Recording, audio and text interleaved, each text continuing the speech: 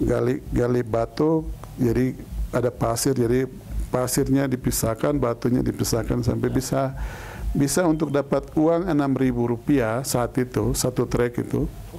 Satu trek besar? Satu trek besar, satu red.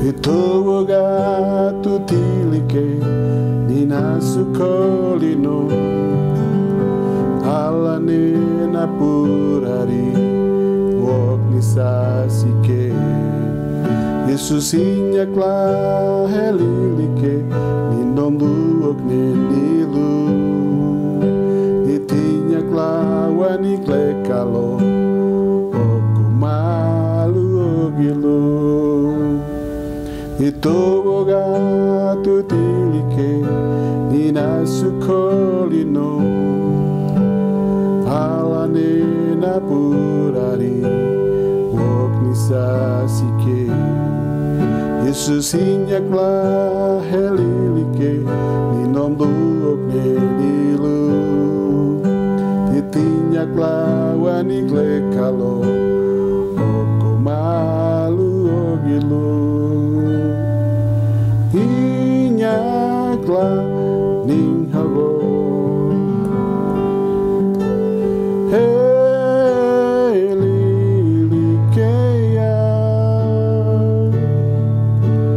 oh hanoma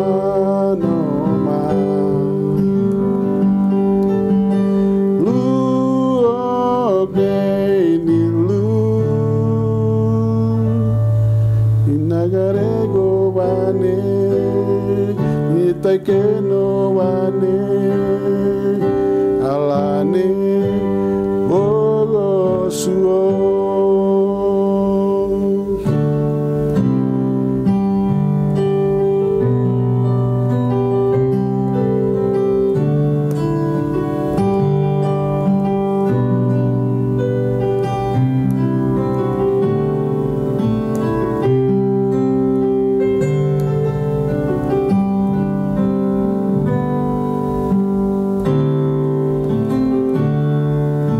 Itowoga tutilike inasukolino alane napurari woknisasike Yesus inyakla helilike ninomduok nenilu itinyakla wanikle kalo okumalu ogilu Inyakla ninghago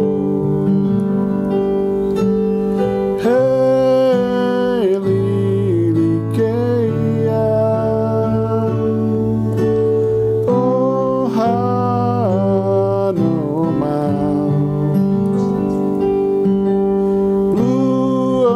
luogenilu inyagarego bane Yetakeno bane alane wogosuo Yetakeno bane nyagarego bane alane wogosuo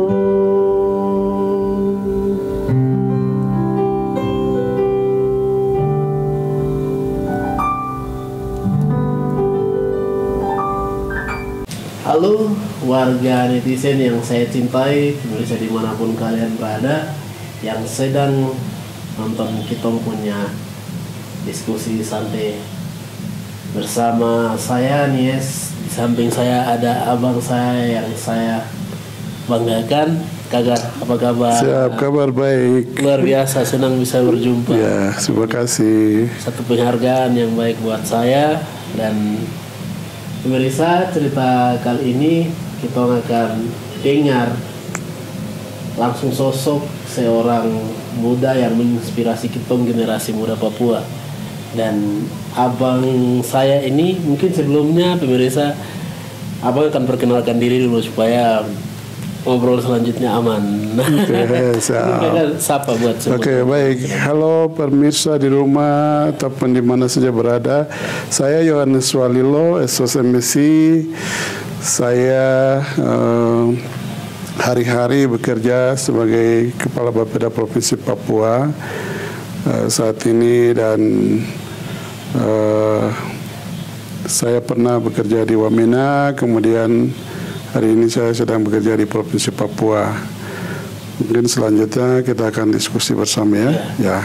Oke, Risa, ini satu penghargaan. Pertama saya grogi untuk cerita sama Kakak Walilo sebagai motivator buat kita generasi muda yang ada di Lembah Baliem, bahkan seluruh tanah Papua. Dan Kakak, kan kadang orang mau ketemu kita susah sekali. Kadang orang mau nonton atau macam mau diskusi face to face susah. Dan mungkin ini sarana, mungkin isi hati Kakak, mungkin curahan hati, pesan-pesan moral yang mau Kakak sampaikan, mungkin ini waktunya. Jadi kita sedikit curi waktu untuk cerita-cerita, sedikit ngobrol. Oke, terima kasih. Bang, mungkin sebelum jauh Kakak ini Walilo, berarti dari Wamena asli berarti Kakak? Ya, saya berasal dari Wamena. Saya lahir besar di Wamena, orang tua saya dari Wamena. Luar biasa. Ya. Wamena kan ada banyak suku Kakak? Ya, betul. Jadi saya ini kita dari suku di Lembah ini. Jadi saya tepatnya itu kampung saya itu di Sepkosi. Luar biasa. Jadi mungkin kalau saya cerita sedikit, pertama saya berlatar belakang dari orang tua yang biasa-biasa, mungkin sama juga dengan teman-teman lain. Kami mungkin rata-rata dari Wamena ini orang tua kami sama. Orang tua yang pas-pasan, tapi satu kebanggaan saya yang luar biasa dari orang tua yang pas-pasan itu, mereka bisa memberikan motivasi buat kami, memberikan dorongan saat itu ya. Sekalipun orang tua kami itu tidak tahu baca tulis. Betul. Ya, mereka lahir ya kita katakan bahwa mungkin di zaman batu lah, istilahnya masa zaman batu dengan zaman modern atau reformasi.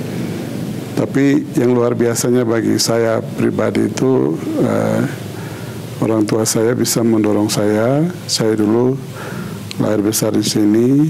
Saya SD di Pugima. Wah, luar biasa. SD YPPGI. Kemudian saya masih kelas 5, saya pindah ke Sepkosi karena orang tua saya pindah dulu di Pugima lalu pindah di Sepkosi. Saya ikut orang tua, lalu saya selesaikan SD di Pugima, di Sepkosi, SD Impres, Sepkosi. Cerita singkat dari situ, kemudian saya pernah tes masuk SMP di SMP Negeri 1 Wamena. Ya, sudah mendaftar, sudah lulus juga. Tapi pas kita ada kakak saya di Jayapura, kebetulan dia tentara. Dia ajak saya untuk sekolah di Jayapura, dan luar biasa bagi saya waktu itu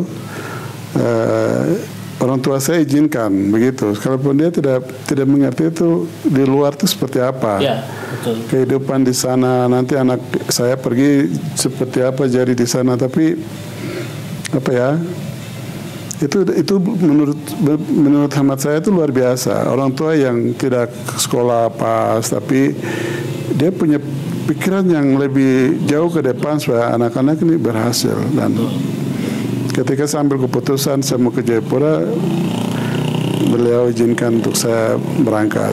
Luar biasa. Dan yang lebih saya mengherankan lagi itu ada ternak babi yang dia jual. Lalu dia biayai saya. Pada saat itu harga berapa? Pada saat itu harga murah sekali. Babi itu mungkin jual sekitar ya saya lupa waktu itu, tapi harganya tidak seperti harga hari ini. Jadi kita dibekali dengan uang waktu itu berangkat mungkin sekitar 5.000 sampai 7.000 rupiah. Rasa sudah besar sekali. Itu besar waktu itu. Itu kalau saya lupa, tidak salah ingat itu tahun 1984.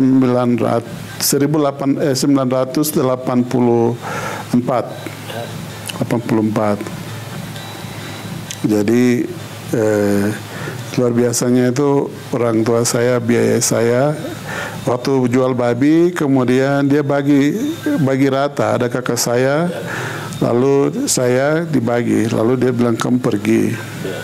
Modal uang 7.000 kami ke Jayapura waktu itu. Jayapura sekolahnya di mana ya? Nah, waktu saya tiba di sana, kebetulan ada kakak saya dulu beliau tentara, jadi saya tinggal di kompleks tentara di Waina. Bukan di Sipur, Sipur 10. Jadi waktu saya tinggal di sana, saya sekolah di SMP Negeri 3 Yoka Sentani, Sentani di Yoka. Berarti dari Waina jalan kaki masuk. Jadi namanya SMP Negeri 3 Sentani, tapi kedudukannya di Yoka. Sampai hari ini SMP itu masih ada. Luar biasa. SMA-nya di mana? Lalu setelah saya selesai SMP di Yoka, kemudian saya SMP di SMP Negeri 1, SMA favorit waktu itu dan sampai hari ini juga ya, SMA Negeri 1 Jayapura di Jalan Biak, Abepura. Luar biasa. Mungkin kakak beri semangat buat adik-adik yang sedang sekolah di sana. Ya, untuk mungkin hari ini adik-adik saya ada yang sekolah di SMA Negeri Jayapura. Selamat ya. Itu sekolah yang dulu sekitar hampir 20-25 tahun yang lalu kami sekolah, dan itu kami orang pertama. Jadi angkatan pertama orang Wamena yang sekolah di situ. Jadi waktu itu kalau teman-teman saya itu, saya termasuk mantan Bupati Lanijaya Pak Beva, terus ada 2 teman lagi. Luar biasa. Namanya Bewa satu, lalu ada satu lagi. Dan itu kami orang Wamena pertama yang sekolah di SMA favorit di Jayapura pada saat itu. Kakak, begitu kakak dari Wamena menyesuaikan di Jayapura, pertama kali turun Jayapura, perasaan apa yang kakak rasakan? Ya, pertama kami karena dari kampung, SD dari kampung, terus tidak lanjut SMP di sini, tapi langsung ke Jayapura. Jadi perasaan kami itu di Jayapura itu, waduh, kota besar sekali, dan kami lihat mobil saja itu seperti sesuatu yang luar biasa. Wow, naik mobil saja rasanya itu lain sekali. Jadi ya, perasaan heran bercampur juga terharu ataupun tapi ada juga rasa takut karena kita baru pertama kali ke sana begitu. Ya. Ada petak-petak antara orang kota dan orang kampung. Sebenarnya dulu, seingat saya dulu tuh tidak terlalu seperti itu, orang membedakan kamu orang gunung, orang pantai atau orang pendatang. Sebenarnya tidak. Dan dulu tuh biasa-biasa saja. Jadi kita diterima juga di sana. Waktu kami sekolah di SMA Negeri khususnya itu, ya dengan teman-teman dari non Papua kita berbaur, kita sekolah, dan memang awalnya itu waktu saya masuk SMP saya agak sedikit menyesuaikan karena saya dari kampung yang bahasa Indonesia saya pas-pasan. Tapi ya puji Tuhan, berkat pertolongan Tuhan, lama-lama saya bisa ikuti dan bisa menyesuaikan. Awalnya rasa minder, rasa malu, rasa mau dekati teman-teman di sana itu seperti wah, mereka lebih hebat dari kita begitu. Ternyata Tuhan kasih kita itu sebenarnya kita sama, hanya waktu dan kesempatan terus kemauan saja yang biasanya membuat seseorang itu berhasil. Dan itu yang saya lihat dan saya rasakan. Luar biasa. Jadi setelah lulus SMA kakak kuliah di mana? Di Papua atau di Papua? Setelah saya lulus SMA, saya langsung mendaftar di Uncen. Wah, ya. Alumni Uncen. Ya, saya lulus mendaftar di Uncen dan saya sekolah masuk di Uncen sampai dengan S1 selesai. Luar biasa. Selama S1 saya juga banyak mengikuti organisasi kepemudaan macam KNPI, GMKI, kemudian di kampus itu ada Persekutuan Mahasiswa Kristen, PMK namanya. Sampai hari ini masih ada. Saya biasa aktif di situ. Lalu saya secara rohani, saya selain di gereja, tapi saya dibina di PMK Uncen. Di situ luar biasa, ada hamba-hamba Tuhan yang punya talenta dan bakat juga visi yang luar biasa untuk membentuk kami anak-anak yang dari daerah itu. Mereka mengimpun kami di situ dan membekali kami dengan kebenaran firman Tuhan. Jadi kami kuliah tapi kami imbangi dengan hal rohani juga. Luar biasa. Berarti waktu kuliah berorganisasi itu sangat sangat membantu, dan saya lihat hampir semua rata-rata pemimpin di Papua ini rata-rata orang yang pernah berorganisasi. Betul.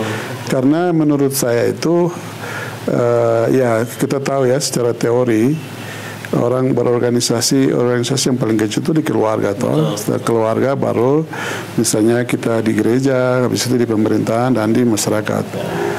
Jadi di situ tempat kita belajar. Jadi dari yang tidak tahu sampai kita bisa menjadi memimpin. Minimal kita jadi bawa acara.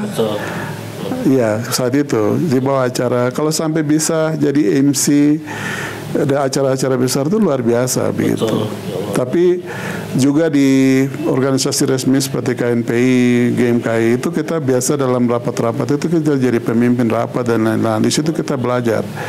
Dan ternyata hasil dari yang kita belajar itu berdampak di sekarang ini. Hampir semua pemimpin di tanah Papua ini itu orang-orang yang pernah di organisasi. Tapi kalau mahasiswa yang pergi hanya orang bilang 3D ya, datang duduk pulang toh. Datang duduk dengar pulang. Itu dia mungkin sekolah ada secara ilmu dia punya, tapi pengalaman berorganisasi dan untuk memimpin itu kurang, dan itu berdampak juga sampai hari ini. Orang yang dulu tidak pernah ikut itu dia di sini setelah pulang juga tenggelam, artinya dia tidak terlalu menonjol seperti itu, dan itu saya rasakan. Jadi berarti anak-anak mahasiswa ini penting ikut. Ya, jadi saya sarankan dari kesempatan ini adik-adik saya yang masih kuliah, saya sarankan berorganisasi itu penting, perlu. Tapi jangan jadikan organisasi itu kegiatan utama. Karena ingat, kegiatan utama itu belajar.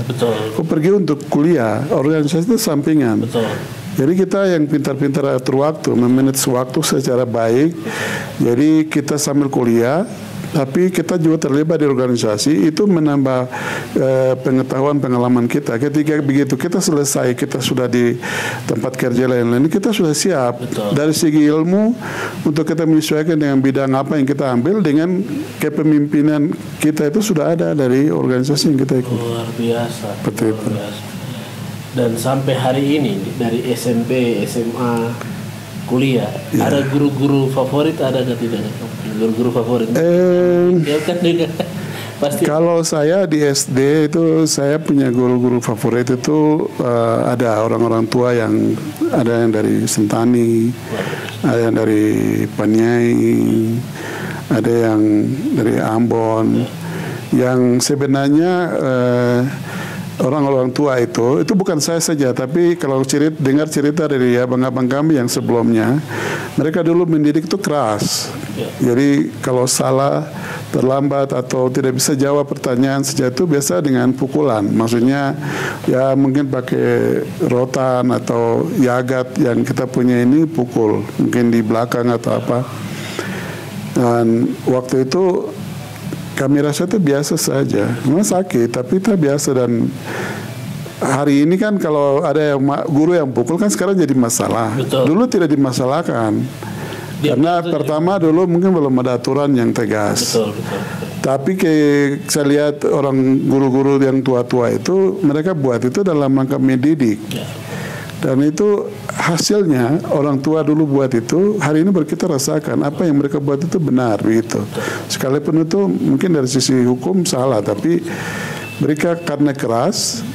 Kami rata-rata yang dulu abang-abang dan di angkatan saya terus mungkin setelah saya itu semua rata-rata itu berhasil karena didikan mereka itu. Kalau hari ini kita ya tidak seperti itu, lalu dimanja dengan mungkin fasilitas modern yang ada. Jadi ada 1-2 yang berhasil, hampir sebagian tidak berhasil karena terlalu terlena dengan situasi dan juga fasilitas yang ada. Jadi kalau guru-guru favorit saya banyak dari SD, SMP. Ada yang memang kami senang, tapi ada juga menjengkelkan. Tapi kan tidak berarti kita harus tidak senang orang. Betul. Itu karena mereka kita bisa ada. Betul. Begitu. Mungkin siapa juga kalau ya, saya harap ini, saya punya orang tua guru dulu di SD saya di Pugima, kemudian saya pindah ke Siap Kosi, lalu saya punya guru-guru SMP di Yoka. Mungkin minta maaf saya ada yang saya sudah lupa nama dan juga mungkin wajah karena ini sudah beberapa puluh tahun yang lalu. Lalu guru-guru SMA, ada saya punya guru SMA yang dekat dengan saya beberapa waktu lalu ketika saya dengar saya di Bapeda Provinsi datang ketemu saya diskusi dengan mereka, tanya, dan itu sudah pensiun. Jadi saya pikir siapapun dia, kekurangan ataupun dia itu adalah mereka sebagai pendidik yang pernah mendidik kami sampai kita bisa ada sampai hari ini. Luar biasa. Sampai selesai kuliah pasti ya. Kakak menyesuaikan berapa lama kan sampai masuk terus? Ya, saya puji Tuhan sekali. Jadi saya salah satu yang dari sekian banyak yang Tuhan tolong saya. Jadi saya punya jalan itu. Kalau dari perjalanan hidup tadi dari SD, SMP, SMA itu sampai kuliah Tuhan tolong saya. Jadi Tuhan beri memudahkan begitu, kemudahan sampai saya selesai kuliah di Uncen.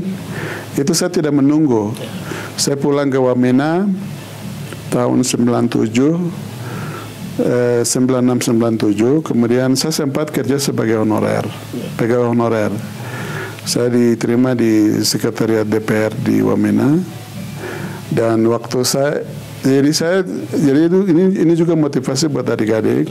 Hari ini setelah selesai kadang-kadang berpikir untuk harus dapat jabatan, tidak begitu. Betul. Jadi kalau kita kan di kuliah itu kan kita terima teori saja. Betul. Antara teori di kuliah dengan praktek di lapangan di tempat kerja itu berbeda. Jadi ada mekanisme, ada proses. Jadi tidak harus selesai langsung diangkat, itu tidak ada. Betul. Jadi saya juga waktu itu mengalami ini situasi itu. Saya pulang, saya jadi honorer kurang lebih 4 bulan.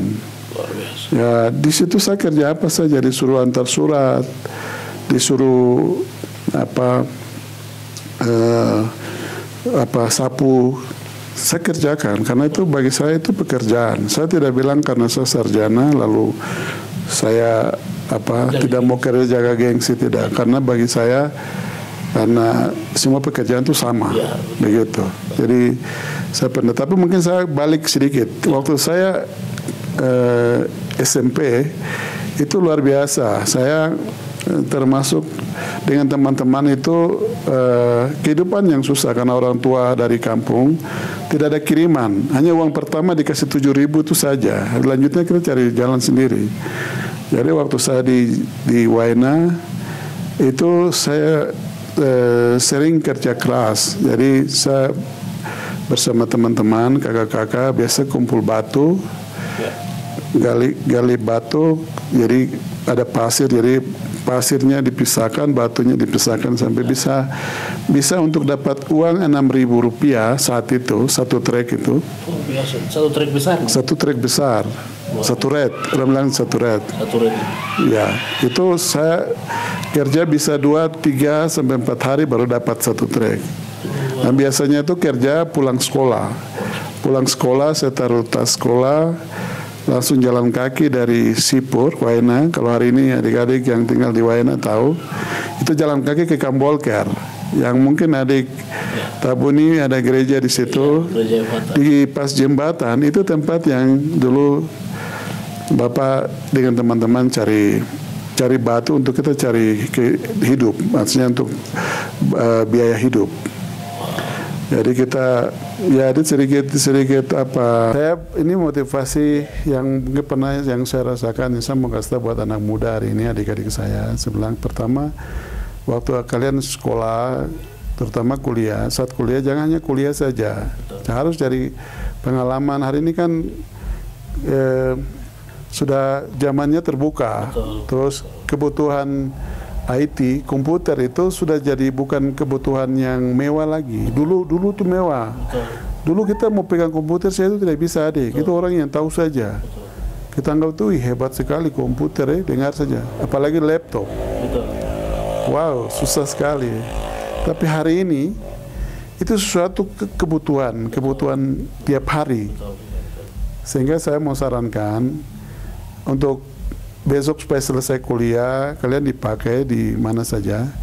Itu harus punya pengalaman kursus atau pelatihan seperti begitu. Jadi punya skill tambahan. Selain kuliah harus punya skill tambahan. Kalau punya skill tambahan, saya mau kasih tahu buat anak-anak muda hari ini. Di kantor bupati ini atau kantor gubernur ini hampir 40-50%, setengahnya ini itu pegawai honorer yang kerja. Tenaga IT, tenaga apa namanya kerja di teknik-teknik, apalagi di teknik sipil lain-lain, itu kebanyakan tuh tenaga honorer dan gajinya lebih besar dari gaji pegawai negeri. Begitu, karena pertama dia punya kelebihan. Dia kuasai IT. Jadi macam saya saja sama seperti tenaga honorer yang dia punya kelebihan. Yang di kami pegawai tidak ada. Karena kita dulu kerja, begitu selesai, terus kita tidak pernah ikuti yang kursus lain-lain. Kita kerja, jadi sudah pegawai pun tidak ada yang tidak tahu komputer ada. Terpaksa kita harus pakai mereka. Sebenarnya itu kalau pegawai itu dia sudah ini, sebenarnya tidak perlu ada pegawai honorer, tapi karena dia punya kelebihan, sering kita pakai. Nah, ini bagi saya ke depan harus adik-adik harus lebih mampu sehingga adik-adik yang mengisi ini, begitu maksud saya. Nah, sehingga kalau kalian adik-adik punya kelebihan ini, itu adik-adik yang isi, sehingga jangan kita salahkan kenapa bawa dari luar atau pakai teman-teman dari non Papua, karena dia punya kelebihan. Kita mau pakai, kita butuh cepat, tidak ada, terpaksa kita pakai. Tapi kalau adik-adik ada hari ini, kalau bagi saya di kantor selama di Wamena maupun Jayapura, kalau kau punya kelebihan saya pakai, begitu. Jadi skill itu penting sekali. Skill itu penting. Jadi tidak hanya kita kuliah itu penting, tapi harus ada. Dan tadi pertama harus organisasi. Ya, organisasi itu jangan organisasi yang tadi yang resmi, tapi mulai dari gereja. Kalau kau anak Tuhan di gereja, organisasi di gereja atau kegiatan di gereja itu penting. Kau mulai tampil pimpin lagu di situ 2-3 orang, itu sudah kau jadi pemimpin di situ. Kau beranikan diri, kau bisa ini, lalu nanti tambah besar lagi kau dikasih kepercayaan. Jadi ada percaya diri. Begitu. Sehingga hari ini adik-adik boleh kuliah sampai keluar sekalipun, jangan pulang terus jadi biasa-biasa, begitu. Dan hari ini waktunya untuk kita harus bersaing dengan teman-teman. Kita tidak bisa kayak dulu kata bilang begini, saya anak daerah, saya orang asli Papua, saya anak daerah, ini saya punya. Tidak bisa. Itu boleh dalam afirmasi otsus itu ada, tapi itu di hal-hal tertentu. Tapi kalau bicara soal pekerjaan, soal kita bersaing, bisnis misalnya, ya kita bisnis itu siapa saja orang punya hak. Nah kalau Anda mau bisnis dan kau tampil sudah punya skill, tidak ada orang yang batasi kau akan tampil dan kau bersaing, tapi bersaing sehat gitu. Dan itu yang harus adik-adik harus sekarang memiliki itu. Kuliah boleh-boleh saja, tapi jangan kuliah untuk motivasi harus pikir saya akan jadi pegawai negeri, setelah itu saya akan jadi kepala dinas ini, atau saya akan jadi bupati. Tidak begitu. Itu dulu. Itu 20-30 tahun yang lalu. Hari ini harus mindset kita berubah. Kita bisa kerja apa saja, tapi kau punya skill. Kau punya skill, kau bisa dipakai di mana saja. Uang itu dia akan datang sendiri. Kau tunjukkan dulu kemampuan, baru akan menyusul. Bukan uang dulu baru pekerjaan, tidak. Menunjukkan kapasitas, kemampuan, baru nanti uang itu akan datang. Uang itu kan mengikuti. Saya kerja apa itu dihargai. Saya kerja ini harganya berapa? Itu yang harus adik-adik harus miliki. Terus saya mau sampaikan satu hal yang kekurangan adik-adik. Organisasi di kampus itu perlu ikut, tapi organisasi yang resmi, organisasi yang sehat. Jangan ikut organisasi-organisasi yang kumpul-kumpul yang tidak ada artinya, yang tidak ada tujuannya, begitu. Lalu menghabiskan waktu di situ, lalu kuliah itu abaikan, sampai bisa jadi mahasiswa abadi. EMA. Orang kuliah S1 itu kalau secara kurikulum secara nasional untuk S1 di negeri itu kan 4 tahun, 8 semester. Kalaupun tambah mungkin setengah semester, satu tahun setengah tahun lagi karena alasan dosen biasa. Tapi kalau kau pintar, kau bisa menyesuaikan ambil semester ke bawah atau ke atas, atau kau semester 2 masuk ambil semester 3 punya SKS lain-lain, kan kau semakin cepat selesai. Bisa 3 tahun setengah kau bisa selesai. Kenapa tidak? Itu tergantung kita. Hari ini adik-adik kan hari ini eranya terbuka dan tadi saya bilang sudah sistem IT. Benar. Tidak, dulu kita susah sekali mau cari referensi untuk belajar. Saya harus kita ke perpustakaan, harus jalan kaki kita sana sampai panas-panas, terus cari buku referensi, pinjam lagi buku di perpustakaan, harus kasih kembali lagi karena batas waktunya lewat, lain-lain. Hari ini tidak ada, aku tinggal buka Google saja tahu. Betul. Kasih judul saya akan keluar semua. Betul. Mau dari pertanyaan sampai jawaban ada. Betul. Kan begitu. Betul. Jadi hari ini itu lebih terbuka, lebih bebas. Betul. Tinggal bagaimana kau sendiri kau bisa terima ini atau tidak. Lalu kesiapan dan kau olah itu. Benar. Jadi saya mau kasih tahu hari ini semua untuk anak muda, jangan bilang kata-kata menyerah karena kita ini kan tidak punya apa-apa. Kita tidak, itu bukan waktunya hari ini bicara. Kau harus bersaing dan sehat. Harus hari ini harus bersaing dengan teman-teman. Hari ini adik-adik harus mampu menunjukkan bahwa kalian bisa. Jadi teman-teman dari non Papua ataupun siapa saja yang dia bekerja di pemerintahan ataupun dia wira swasta tapi dia sukses, itu bukan berarti dia orang hebat, dia punya kekayaan atau segala sesuatu lalu dia dianggap orang hebat. Tidak, semua sama aja. Dia juga mulai dari nol, begitu. Hanya kunci itu kita misalnya diberi kepercayaan satu tugas itu harus kita kerja betuntas. Kita harus jalankan itu secara. Jadi kalau dikasih pekerjaan yang kecil ya kita harus kerjakan yang kecil itu dulu. Baru nanti jangan mengharapkan yang besar. Belum kerja yang kecil mau harap yang besar itu tidak bisa. Karena tadi saya bilang semua itu proses. Nah, kami itu seperti cerita dari awal tadi, mulai dari yang susah-susah sampai hari ini Tuhan bawa kita, dan puji Tuhan atas pertolongan Tuhan lewat pemimpin-pemimpin hebat di Papua ini. Misalnya mantan bupati, kemudian saya hari ini dengan Bapak Gubernur, Bapak Lukas bawa saya, beliau pemimpin yang hebat luar biasa, memberikan motivasi buat saya. Waktu saya dilantik pertama, beliau sampaikan dalam arahan itu, dia bilang, saya hanya tidak minta banyak, saya hanya minta kamu kerja, bantu saya, kerja sesuai dengan aturan, bisa kerja sesuai dengan kapasitas atau kemampuan yang Anda miliki. Pesan itu yang saya pegang sampai hari ini, saya laksanakan. Sekalipun saya tidak bilang bahwa saya kerja di Bapeda ini saya yang lebih baik, tidak. Betul.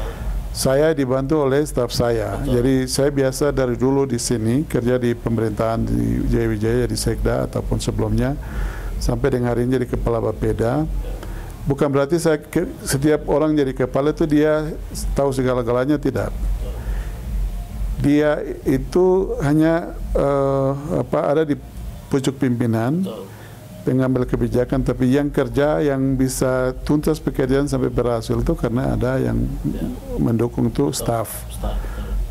Jadi kalau di pemerintahan itu misalnya dia kepala dinas pendidikan ataupun dia kesehatan, seorang bupati ataupun seorang gubernur punya staf ahli itu kalau bidang pendidikan ya kepala dinas pendidikan. Betul. Lalu kalau dia seorang kesehatan berarti staf ahlinya gubernur itu orang kesehatan, dari kepala sampai ke bawah itu staf ahlinya dia. Begitu.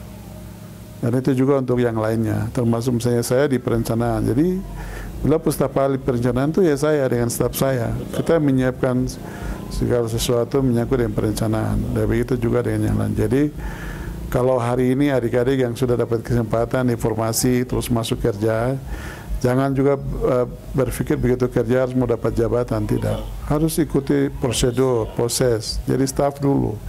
Dikasih tugas yang kecil apapun kerjakan harus tuntas sampai selesai dulu, baru nanti Pemimpin itu akan menilai dari sikap kita, dari tugas. Kadang-kadang ada pemimpin yang, ya ini bocoran saja, pemimpin yang sengaja kasih tugas kerja, kok kerja tugas ini, padahal tugas itu sebenarnya tidak perlu, tapi sengaja bilang, tolong bikin surat ini, padahal surat itu tidak perlu pemimpin bersangkutan, tapi dia mau uji staf ini, dia akan kerja atau tidak, dia akan kerja tuntas dengan saya suruh, misalnya saya minta kasih pagi, nanti saya minta besok pagi, saya minta surat ini, dia bisa mampu kerja atau tidak. Itu. Padahal itu ujian. Padahal ujian saja. Kadang-kadang dia lalai, tidak kerja. Ditanya besok paginya dia belum siap. Ataupun dia mungkin kerja tapi kalau orang yang ingin maju pasti dia malam itu kerja keras, berusaha sampai dia bikin. Sekalipun bahwa mungkin hasilnya tidak sesuai, tidak pas, tapi dia akan bilang, pemimpin bilang hebat, bagus sekali, kok hebat begitu. Itu salah satu yang biasa terjadi di penilaian di pemerintahan. Jadi adik-adik yang baru kerja, baru jangan bermimpi untuk mau harus pangkat, karena sekarang hari ini mau duduk di eselon itu diikuti dengan pangkat juga. Jadi kok pangkat rendah baru mau ingin jabatan kepala dinas atau yang lebih tinggi dari itu tidak bisa. Nanti kok diangkat di sana, itu kok nanti statusnya itu pelaksana, PLT, pelaksana tugas. Kalau pelaksana itu tidak bisa dapat tunjangan jabatan karena memang kau pelaksana, kau belum memenuhi syarat untuk duduk di jabatan itu, kau punya pangkat masih di bawah. Jadi harus ikuti prosedur. Kalau kau mau, jadi kalau kau sudah pangkat sudah memenuhi, baru kau dilantik dan definitif, baru kau ada di situ ada uang, ada tunjangan jabatan. Kau bisa perintah, kau punya staf di bawah. Tapi itu semua ada prosesnya. Macam Bapak ini yang tadi saya cerita, saya lalui itu memang kelihatan tuh cepat, tapi saya tahu itu pertamanya karena Tuhan. Betul.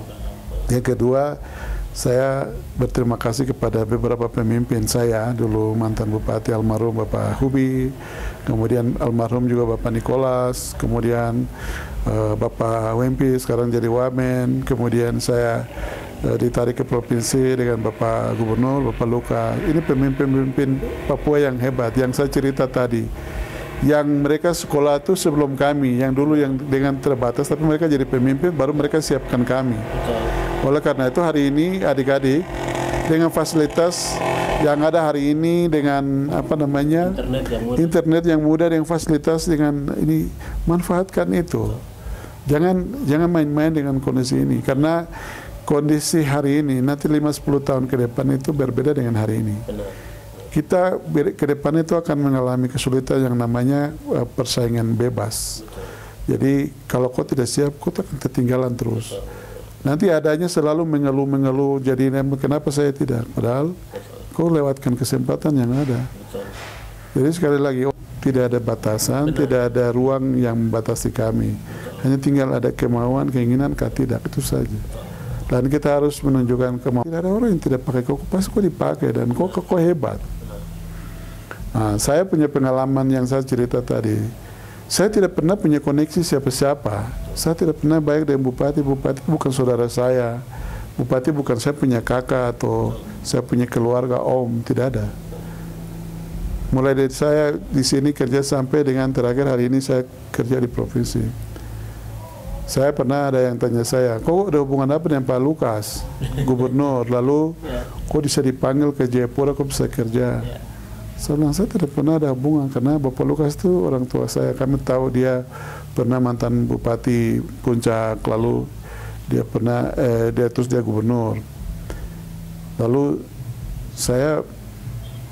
dia dengan saya kampung beda, beliau di Mamik di sana, di masuk Kabupaten Tolikara, saya di Wamena. Itu artinya dari hubungan keluarga kita jauh. Jauh sekali. Tapi kenapa hari ini saya dipakai? Karena ada hal yang berbeda. Ya, itu pimpinan, pengambil kebijakan, tapi yang kerja yang bisa tuntas pekerjaan sampai berhasil itu karena ada yang mendukung itu staff. Jadi kalau di pemerintahan itu misalnya dia kepala dinas pendidikan ataupun dia kesehatan, seorang bupati ataupun seorang gubernur punya staf ahli itu kalau bidang pendidikan ya kepala dinas pendidikan. Lalu kalau dia seorang kesehatan berarti staf ahlinya gubernur itu orang kesehatan dari kepala sampai ke bawah itu setiap harinya dia. Dan itu juga untuk yang lainnya, termasuk saya di perencanaan. Jadi dalam pustaka ahli perencanaan itu ya saya dengan staf saya. Kita menyiapkan segala sesuatu menyangkut dengan perencanaan. Tapi itu juga dengan. Jadi kalau hari ini adik-adik yang sudah dapat kesempatan informasi terus masuk kerja, jangan juga berpikir begitu kerja harus mau dapat jabatan. Tidak. Harus ikuti prosedur, proses. Jadi staf dulu. Dikasih tugas yang kecil apapun kerjakan harus tuntas sampai selesai dulu, baru nanti pemimpin itu akan menilai dari sikap kita, dari tugas. Kadang-kadang ada pemimpin yang ya ini bocoran saja, pemimpin yang sengaja kasih tugas kerja tugas itu, padahal tugas itu sebenarnya tidak perlu, tapi sengaja bilang betul bikin surat ini, padahal surat itu tidak perlu pemimpin besar kota. Tapi dia mau uji staf ini, dia akan kerjakan tidak? Dia akan kerja tuntas dengan saya, suruh saya minta kasih pagi, nanti saya minta besok pagi, saya minta surat ini. Dia bisa mampu kerja atau tidak? Gitu. Padahal itu ujian. Padahal ujian saja. Kadang-kadang dia lalai, tidak kerja. Ditanya besok paginya, dia belum siap. Ataupun dia mungkin kerja, tapi kalau orang yang ingin maju pasti dia, malam itu kerja keras, susah sampai dia bikin. Sekalipun bahwa mungkin hasilnya tidak sesuai, tidak pas, tapi dia akan bilang pemimpin memang hebat, bagus sekali, hebat. Itu salah satu yang biasa terjadi di penilaian di pemerintahan. Jadi adik-adik yang baru kerja, jangan bermimpi untuk harus pangkat, karena sekarang hari ini mau duduk di eselon itu diikuti dari pangkat juga. Jadi ke pangkat rendah baru mau ingin jabatan kepala dinas atau yang lebih tinggi dari itu tidak bisa. Nanti kalau dia angkat di sana, itu kalau nanti statusnya itu pelaksana, PRT, pelaksana tugas. Kalau pelaksana itu tidak bisa dapat tunjangan jabatan karena memang kau pelaksana. Kau belum memenuhi syarat untuk duduk di jabatan itu, kau punya pangkat masih di bawah. Jadi harus ikuti prosedur. Kalau kau mau, jadi kalau kau sudah pangkat sudah memenuhi, baru kau dilantik dan definitif, baru kau ada di situ ada uang, ada tunjangan jabatan. Kau bisa perintah, kau punya staf di bawah. Tapi itu semua ada prosesnya. Macam Bapak ini yang tadi cerita, saya lalui itu memang kelihatan tuh cepat, tapi saya tahu tuh pertama ini karena Tuhan.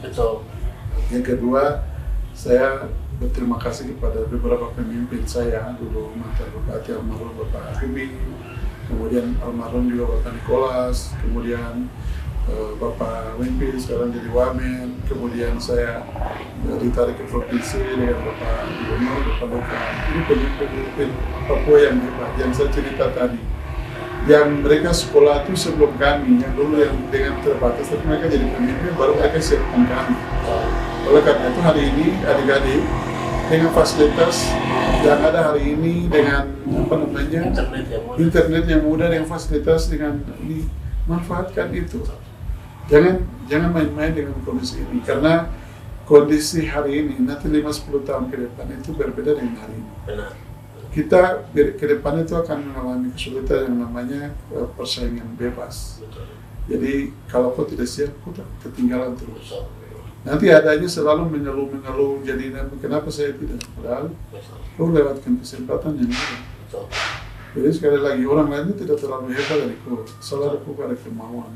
Luar biasa. Gitu. Jadi saya berterima kasih pertama kepada Tuhan, kedua pemimpin keluarga saya yang selalu mendukung saya, dari orang tua saya, kemudian istri saya, anak-anak, kemudian teman-teman dekat saya, adik-adik, lalu di pemerintahan itu pemimpin saya, staf saya yang selalu dukung saya. Saya tidak bilang di macam hari ini saya juga punya kekurangan banyak. Saya mungkin yang tadi saya bilang, tidak berarti seorang pemimpin itu tahu segalanya, tidak. Kita pemimpin itu di level di atas pengambil kebijakan, tapi staf kami dari eselon 3, 4 sampai staf itu yang ahlinya. Mereka itu yang eksekusi semua. Jadi kita harus baik-baik dari mereka kalau sesuatu kita mau berhasil. Jadi sekali lagi adik-adik yang masih muda-muda, kalian punya masa depan cukup jauh. Jadi saya tidak bilang saya terlalu baik atau saya hebat, saya bisa tidak. Saya bisa berhasil itu pertamanya karena pertolongan Tuhan. Nah, saya punya pengalaman waktu saya masih di sekda di sini. Saya ini pemain musik di gereja. Wow, itu hobi bro. Hobi, tapi saya juga tahu bahwa itu bagian dari pelayanan. Betul, pelayanan. Jadi saya pernah ada orang yang kasih tahu saya begini, wah dia kan sekda, baru kenapa main musik di gereja? Ya. Bagi saya di gereja itu tidak ada tingkatan ataupun status di sana. Kita di gereja itu semua sama. Betul.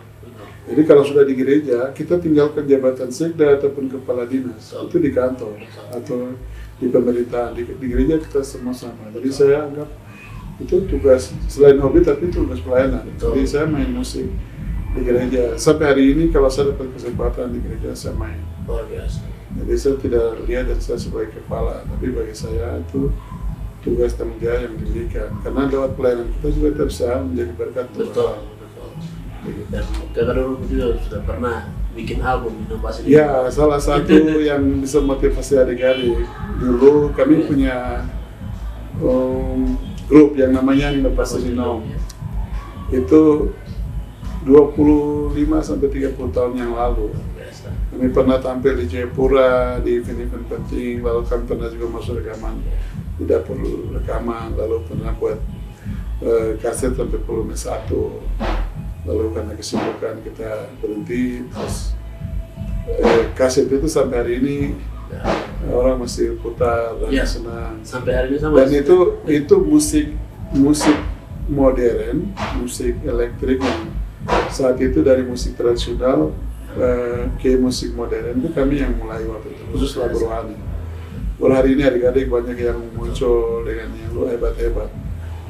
Itu juga salah satu motivasi. Jadi tidak hanya kerja melulu, terus ini orang yang usaha, tapi juga selingan harus musik. Gitu. Anak-anak muda kok kebanyakan kok punya kreasi dengan kok punya talenta, jangan simpan talenta. Jadi kalau kau punya talenta kau tunjukkan, ya sudah pasti ada yang menilai dan itu bisa. Ini anak ini punya bakat kemampuan ini, lalu difasilitasi. Kau bisa jadi penyanyi hebat, kau bisa jadi pemain musik hebat. Nah di situ kau bisa mengkoordinir adik-adik yang lain. Jadi kau juga bisa buka lapangan kerja buat adik-adik. Jadi bukan hanya pekerjaan di kantor atau pekerjaan yang resmi saja. Yang kecil sekalipun itu namanya pekerjaan. Kau bisa jadi motivator, kau bisa jadi contoh untuk orang lain, kau bisa jadi orang bisa lihat kehidupan kau terus orang lain ikuti. Dan orang menjadi berkat, tapi di sisi lain orang bisa itu jadikan pendapatan dia yang bisa menghidupi keluarganya, adik-adiknya dan lain-lain. Jadi sekali lagi kata kuncinya di dunia ini tidak ada orang bodoh, yang ada hanya orang malas. Kalau malas berarti kan tidak bisa. Betul.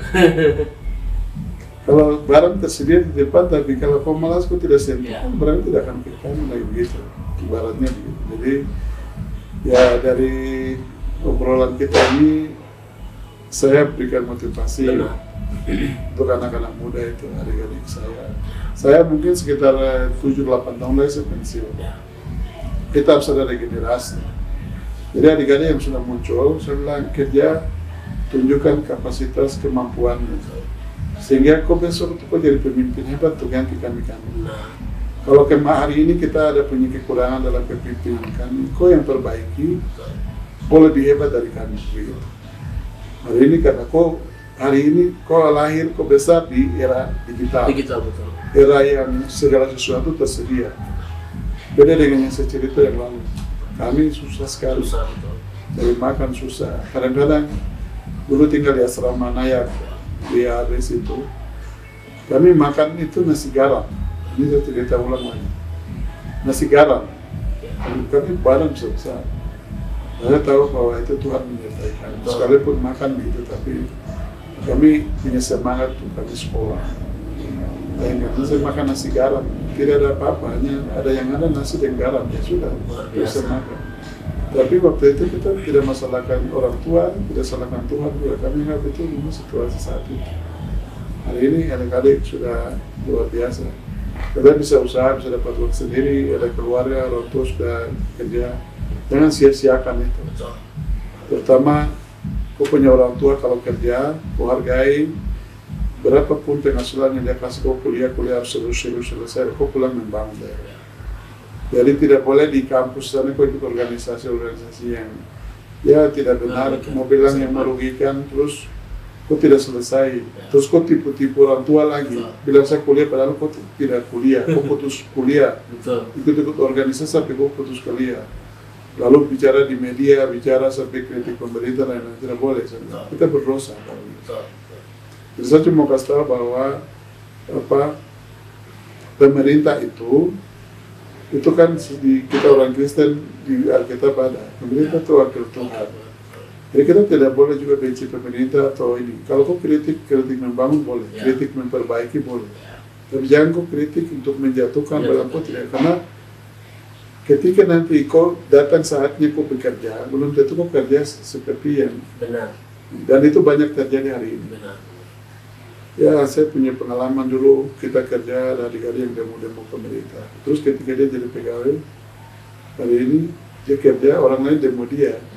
Orang adik-adik dia yang demo dia pusing. Itu kan yang pernah jadi demo. Semua itu ada waktunya. Jadi saya cuma sampaikan bahwa di dalam kehidupan ini kan seperti ibarat roda berputar. Jadi ada saat-saat kita di atas, tapi saat kita juga di bawah. Jadi kita tidak boleh meremehkan orang lain, tapi kita menunjukkan kemampuan, kapasitas itu aja intinya itu. Dan jangan coba-coba untuk tidak pernah menghargai orang lain. Kalau kau ingin dihargai, hargai orang lain. Luar biasa. Terima kasih banyak. Salam damai dari kami untuk Tanah Papua, dari Tanah Papua untuk kalian semua yang sedang nonton. Ini sedikit kita mengenal tentang sosok abang kita kayak Yohanes Walilo. Terima kasih buat kesempatan yang sangat luar biasa kali ini. Sampai jumpa lagi. Mungkin kata kunci atau yang membuat memotivasi kakak terakhir sampaikan kepada saya pemirsa. Ya, saya untuk kesempatan ini pertama terima kasih banyak karena bisa bercerita. Ya. Dari cerita saya ini mungkin ya ada yang bagus, mungkin ada yang kurang bagus. Siapapun yang mendengarnya, tolong yang baik-baik saja diambil, yang tidak baik ditinggalkan saja. Tapi ya dari cerita saya, poinnya adalah khusus untuk adik-adik saya memotivasikan adik-adik bahwa kalian punya masa depan yang panjang. Kalian adalah harapan bangsa, harapan orang tua, harapan gereja. Jadi jangan merasa kok muda atau jangan merasa kok rendah, merasa kok tidak bisa, karena tidak ada orang yang bodoh di dunia ini.